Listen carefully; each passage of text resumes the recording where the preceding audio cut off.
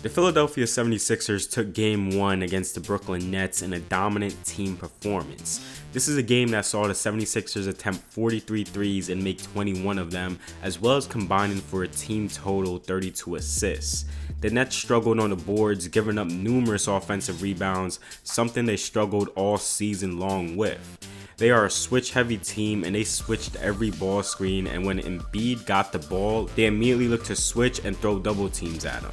This was an interesting game, seeing Joel Embiid having to face double teams all game from the Nets. And I understand why the Nets did this. Embiid is a tough one-on-one cover, and just making him see multiple bodies is something to pressure him with. The game plan for the Nets was to get Embiid out of a rhythm and force the other guys to beat them. The navigation of the double teams from Embiid and the entire team is something that stood out, and I want to look at this game and see how it helped generate some of their three-point looks. The Nets automatically double-teamed Embiid anytime he caught the ball, whether if it was at the elbow or low post. They never look to double-team him when he is at the three-point line.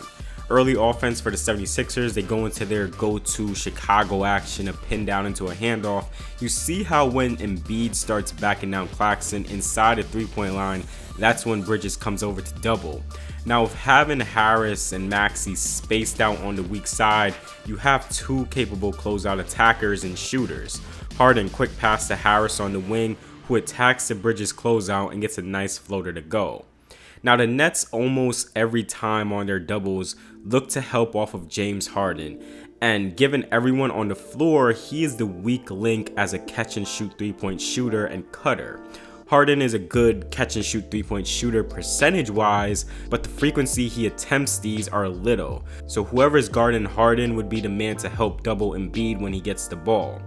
This leaves Dinwiddie to be the guy to split the difference here in between Harden and Tucker. Embiid does a good job navigating away from the double, driving right, seeing Dinwiddie helping to close out on Harden and finding the open PJ Tucker. Tucker needs to go straight up here, but he stalls and misses the layup. Doubling off of James Harden can be tricky because he's the best passer and connector on the team. So the ball movement becomes seamless here as Embiid gets doubled off the inbound pass. Again, Harden's man initiates the double, the Nets rotate, 76ers keep swinging the ball, Bridges jogs to the contest, and the 76ers get a three. Now, when Harden's out of the game, the doubles become a bit more sporadic, but they prefer sending the help from the weak side. As illustrated here, the double comes off of Harris on the opposite wing, but it's a tough situation here because it's a long closeout for the Nets, resulting in a three-point shot for Harris. This is a similar situation as the previous example. Embiid's go-to spots are the elbows where he gets the ball. Help for the double is going to come from the weak side. Now, it's tough to make the pass to the cutter. A lot of hands are in the way for Embiid, and he probably didn't see the cutter.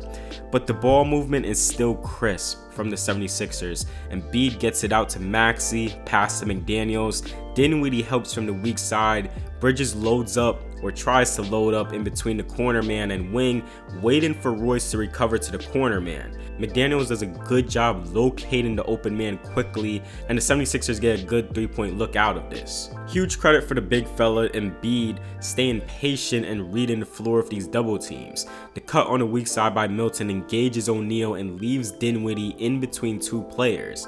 Niang and McDaniels space out from each other. Niang spots up from the wing. McDaniels cuts inside, giving Embiid two options.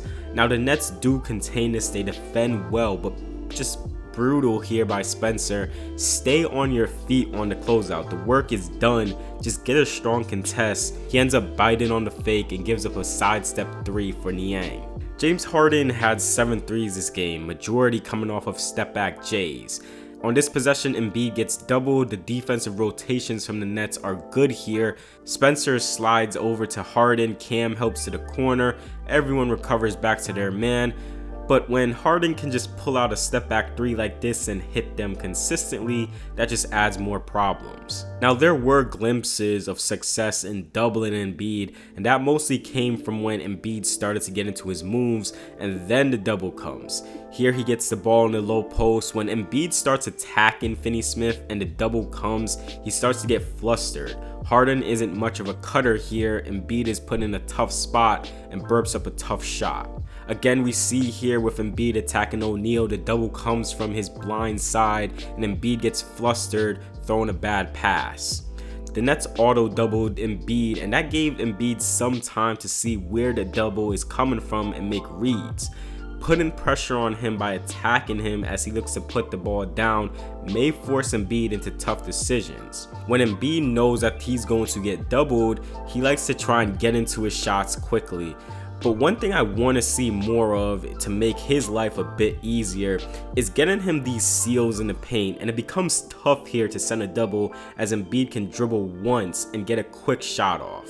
And when Embiid was, for the few times in this game, defended one-on-one, he was good at drawing fouls or getting to the rim quickly and getting his shots off.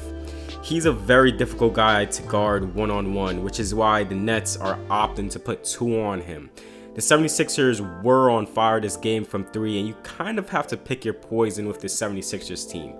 They are the second best 3-point shooting team in the league this season by percentage, and they are led by a dominant center. So you either let the center dominate and go one-on-one, or you play the 3-point shooting game and possibly give open 3-point looks all game. That'll wrap it up for this video. If you enjoyed the video, please do give it a like and subscribe to the channel for more NBA breakdowns like these. And that's the rundown on game 1 of the 76ers Nets, and I'll see you all in the next video.